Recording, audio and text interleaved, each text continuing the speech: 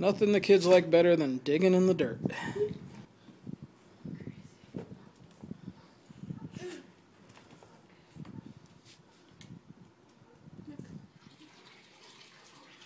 I wanted to show you what I've been doing lately with gardening in my courtyard here in Las Vegas.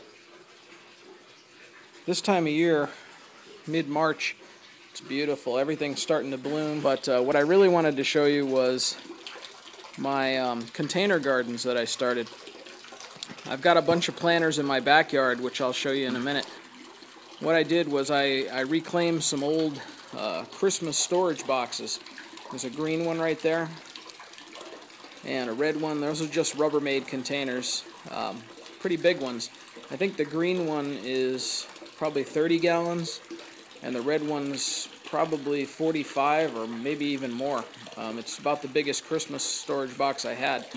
I was planting these planters here, which are $30 a piece, and they're self-watering planters. They're pretty nice, not too bad for 30 bucks at Lowe's. While I was doing that, I was thinking, gee, I could really use more space, so why not use those planters that I already, those Rubbermaid containers that I already own, and turn those into self-watering planter boxes as well. Put them on furniture dollies so I can move them to keep them in the sun as much as possible here in the courtyard. And then later, when it heats up out here, it gets to 110, 115 degrees sometimes here. So I don't know how they're going to do over the summer, but I can wheel them around and keep them out of the sun in partial shade when in the hottest part of the day, as long as I'm here to move them. So that's the plan. Everything's on wheels. And what we've got there's a tomato growing in each of the planters, and then there's snap peas and bush beans, and there's also some onions planted in here and there throughout the planter. And then hanging from the trellis, which the beans will hopefully grow up, is a pot of strawberries. So I did that for each one. This one also has squash, tomatoes, snap peas, beans, and again some onions mixed in underneath the soil. What's in the bottom to make these self-watering are a couple of vegetable trays that when I bought some of my plants, I saved them and I cut them to fit the bottom of the Rubbermaid containers. So they provide about 3 inches of space at the bottom, maybe 2.5 to 3 inches of space. And then I lined the containers with burlap, and I stapled them all around the outside edges. So it's basically like a hanging basket inside that container, so that the plant roots never touch the water below. But what I do is I water in the corners, and I fill up the space below the burlap with water, so that as evaporation happens, the water will wick up through the burlap into the soil, and that way it drains really well. I've also got it hooked up to my automatic drip system, so twice a day, every other day, it gets about 5 minutes of water from the drip system just to make sure nothing dries out. And hopefully with the space below, I'm not going to have root rot, because the burlap will keep the soil up out of the water, and the plant roots are going to be contained in the burlap. So that's the theory anyway. Now, these little planters came with all of the accessories. There's a watering tube in the corner, you can see in the bottom left corner. Also, there's that plastic covering, which you just cut holes in to poke your plants through.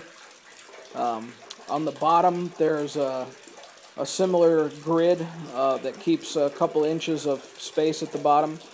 So there's airspace, and also does the same thing that my homemade planters do to keep the roots out of the water. And I've got 2 of those. One of them I opened up and it didn't come with casters. It was supposed to, but they were missing. I had a furniture dolly, so I put it on top, and you can see the wheels down there. So it's a little bit higher than the other one because of the furniture dolly underneath. But I'll find a set of cheap casters probably, and get that furniture dolly back when I need it. This is just a milk crate that I covered in burlap, and I used a bungee cord around the outside to hold the burlap in place, and then kind of just tucked it in around the edges. And we planted onions in there. There's red onions. There's also some yellow onions in there as well. And that one's not hooked up to irrigation, so I just have to remember to water it every day. Okay, I'm in the backyard now, and these are some half whiskey barrel planters. I've had these for a long time, and we put flowers in them last year. This year I decided to try and do a vegetable garden with them. So this is mostly a pepper garden. I've got one tomato in each planter, which is why I have the tomato cages in there. But mainly I've got a lot of different peppers. There's probably 10 different varieties in between these three planters, but there's jalapenos and Anaheim peppers, some other hot peppers of different types. There's a Thai pepper in there, and then we'll see if I can keep them alive all summer. I may have to really water a lot, but we'll see. These pots are hooked up to a underground drip line that I have, and the reason for the chicken wire is that my dogs are really curious and they like to go unplant whatever I plant in these pots. The chicken wire isn't completely dog-proof. They can crush it, so I just tried to make sure they can't dig in the pots, and I stapled the chicken wire all along the outsides. It also protects the drip lines, which they like to chew if they can find them. So the drip lines are underground, and they come up through the back sides of the pots where I drilled some holes just to keep nosy noses out of them. So we'll see if this works. I didn't have too much success last year with just bare pots and flowers. They unplanted them right away. I'm going to go over to the other side of the yard and show some more pots. Here is another pot. This one's got corn in the back. Hopefully that will make a nice tall stalk that some beans will be able to climb up. I haven't planted any beans in here, but I've got them in the seedling trays in the front yard, and if they sprout, then I'll be planting them at the base of that corn. Also probably put a squash in there just to keep up the tradition of the three sisters, beans, corn, and squash grown together. But for the meantime, what I've got in here are mint.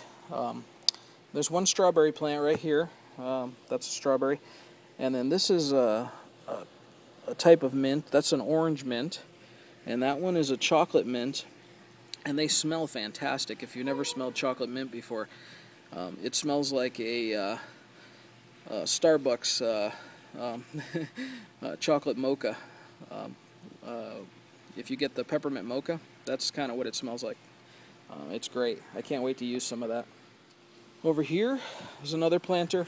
This one's a little shady right now. Hopefully it gets more sun in the afternoon. But this has corn in the back. The dogs already crushed this once, so I had to stand it back up.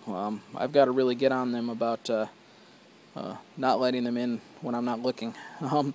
So we've got some strawberries planted around the sides and the corn in the back.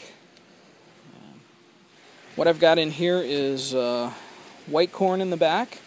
We've got some pole beans that should grow right up the trellis. And then I've got a tomato in the middle and some strawberries and squash going on in here. So there's also a couple of yellow onions tucked down into the dirt just to see if they come up. I may have to move some stuff around because I don't have a whole lot of space here. But here's the other one. And so this is planter number 7, I guess. And same kind of deal. One strawberry plant, a tomato, squash, corn, and beans. There's actually a zucchini back there too. So I got yellow squash and zucchini. And we'll see what happens. Hopefully this all survives. And I put the corn and the beans in the back so they can grow up the trellis. That's on the north side. So this wall gets a ton of sun. And hopefully the corn and the beans will grow up the back on the north side so they don't shade any of the other plants. And then the tomato may cause some problems later as it gets taller, but we'll see what happens. And I don't know, I may have to move that zucchini, but the kids had fun planting them, so I'm not going to dig it up now. And we'll just see what takes off and what doesn't. Well, that's about it. I'll give an update in a couple of weeks when things will start to show.